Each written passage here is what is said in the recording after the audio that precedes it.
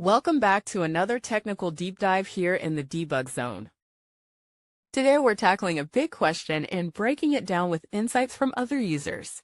Hopefully this clears up some misconceptions and helps you get the answer you need.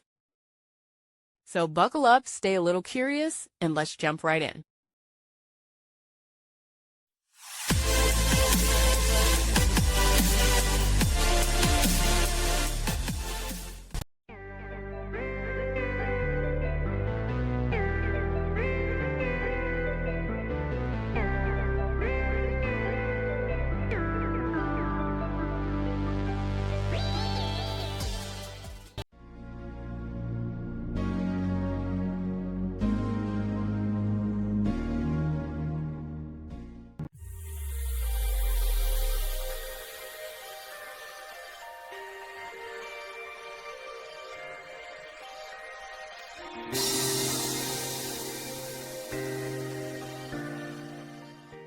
And that's a wrap.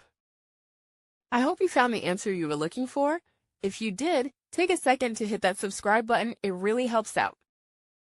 And let me know in the comments which solution worked best for you. See you next time in the debug zone.